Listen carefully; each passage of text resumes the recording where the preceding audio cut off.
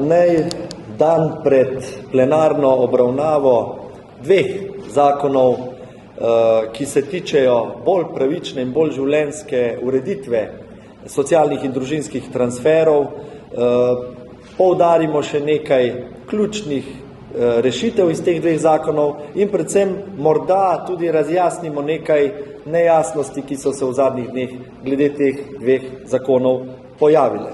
Spodbujanje odzivnega in prožnega trga dela in rast zaposlovanja, zmanjševanje brezposelnosti ter doseganje stabilnih zaposlitev prebivalk in prebivalcev Slovenije so ključne prioritete našega mandata. Že vse od nastopa recimo moje odgovornosti za vodenje Ministrstva za delo pred 2 letoma. Ena ključnih zavez tudi v koalicijski pogodbi pa je preprečevanje zlorab socialnih transferov, bolj življenjski in bolj pravični sistem družinskih in socialnih transferov in socialne varnosti in preprečevati socialno izključenost ter zmanjševati revščino ter poskrbeti za najranljivejše skupine. Lahko rečem, da smo tako interventno zaradi pandemije COVID kot sistemsko te točke, te zaveze optimalno zasledovali z našim delom. Kot veste, je Ministrstvo za delo nekje septembra 2021 že poslalo paket socialne in družinske zakonodaje v obravnavo na vlado. Tam iz objektivnih razlogov, ker pač ni bilo zadostnega soglasja za obravnavo na vladi, ta zadeva ni bila obravnavana in zato smo se v Novi Sloveniji krščanskih demokratih odločili, da je čakanja dovolj. Prvi smo, ki smo si upali nasloviti to problematiko, prvi smo, ki smo si upali odgovoriti na pozive terena, tudi sam pravkar prihajam z enega takih obiskov na terenu, kjer se seznanjam z ukrepi na trgu dela in z ostalimi socialno-varstvenimi vidiki našega dela in pozivi z terena, pozivi in izkušnje vseh zaposlenih v sistemu socialnega skrbstva, torej centrov za socialno delo in vseh zaposlenih na področju trgu dela, torej zaposlenih na Zavodu za zaposlovanje, so takšni, da smo morali odgovoriti s takšnimi rešitvami, kot so predstavljeni v teh zakonih. Torej, te rešitve so strokovno utemeljene, temeljijo tudi na izkušnjah lokalnih skupnosti, podjetij, zavodov za zaposlovanje, centrov za socialno delo.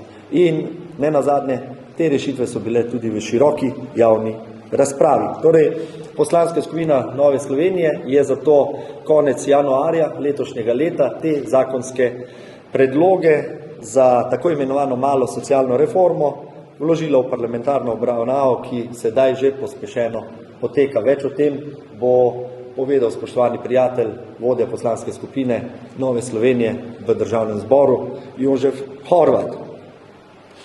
Naj res poudarim, da so te spremembe namenjene predvsem najranljivejšim, najrevnejšim, tistim, ki so tudi socialno izključeni, da jim damo priložnost in spodbudo, da se aktivno vključijo na trg dela. Še posebej lahko poudarim, da je ključni cilj teh sprememb najprej ločitev družinske in socialne politike in na drugi strani, da tisti, ki so zdravi in dela zmožni, potrebujejo delo, ne pa socialne pomoči. Ta cilj je še posebej pomemben za Novo Slovenijo, tudi v luči stanja na trgu dela, ki je, kot veste, trenutno izrazito aktiven, ko imamo rekordno visoko zaposlenost v Republiki Sloveniji in ko imamo na drugi strani izjemno nizko brezposelnost. In tudi podjetja v Sloveniji težko dobijo zaposlene. Predlagane spremembe v veliki meri podpirajo tudi državljanke in državljani, kar smo potrdili z raziskavo, ki izraža izjemno visoko podporo tem predlaganim spremembam. Več kot 90% vprašanih v naši raziskavi podpira predlog sprememb zakonodaje, ki omejuje zlorabe pri prejemanju denarne socialne pomoči. Denarna socialna pomoč mora po našem mnenju služiti pomoči premostitvi kratkotrajne, trenutne, težje situacije, ne pa predstavljati trajne rešitve za tiste, ki so se znašli na socialnem dnu. Ti imajo na voljo številne druge socialno-varstvene programe, kombinacijo različnih programov, ne samo finančnih, predvsem pa so ti ukrepi namenjeni temu, da se zdravim in dela zmožnim tudi pokaže, da je delo vrednota in da naj prevzamejo odgovornost za svoje življenje. Lahko rečem, da razdruževanje ukrepov družinske politike in socialne politike delamo že skozi ves dvoletni mandat. Naj omenim samo brezplačni vrtec za drugega otroka, ki je skupaj s sorojencem v vrtcu, in za vsakega tretjega in naslednjega otroka v družini brezpogojno brezplačni vrtec. Uvaja se tudi več državnih štipendij s to zakonodajo in ljudje tudi to v tej omenjeni anketi podpirajo. Pravzaprav je redko kdo zadovoljen z obstoječim sistemom ukrepov socialne politike, zato ker so nerazumljivi, ker so nejasni, predvsem pa ne nudijo, lahko rečem, tistim državljankam in državljanom, ki s svojim delom preživljajo svoje družine, zadostnega občutka, da tudi oni s tem, ko prispevajo skupno blagajno, skrbijo lahko učinkovito za tiste, ki se ne morejo sami preživljati, kajti preveč je občutka, da so tudi socialni transferi zlorabljeni strani tistih, ki bi lahko delali, pa tega nočejo, ker imajo preračunano, da se v določenih primerih to žal ne splača. Ta vlada na to odgovarja sistemsko, višamo neto plače, na drugi strani znižujemo davke in birokratske postopke in tretje, kar je, ločujemo družinsko politiko od socialnih transferov. Morda doda še nekaj podrobnosti spoštovani Jožef Horvat, vodja poslanske skupine Nove Slovenije, potem bova pa itak oba na voljo za vaše vprašanje. Lepo pozdravljeni in hvala lepa, da ste se odzvali našemu povabilu. Torej, jutri na 99. izredni seji Državnega zbora med drugim obravnavamo tudi dva predloga naših zakonov, ker sem sam prvo podpisani, in sicer gre za predlog zakona o spremembah in dopolnitvah zakona o starševskem varstvu in družinskih prejemkih in predlog zakona o spremembah in dopolnitvah zakona o socialno-varstvenih prejemkih.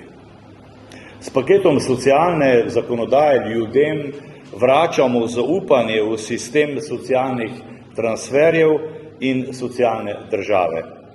Trdimo naslednje: pravičnejši sistem socialnih transferjev je možen.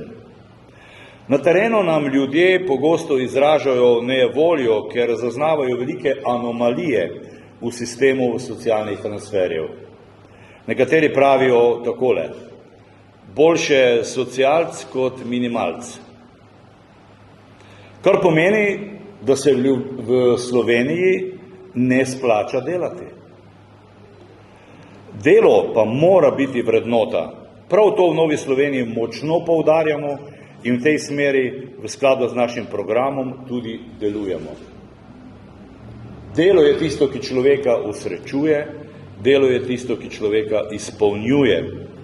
In naša dolžnost kot zakonodajalca je, da anomalije, ki so v sistemu socialnih transferjev že leta prisotne, odpravimo in vzpostavimo pravičnejši sistem socialnih transferjev.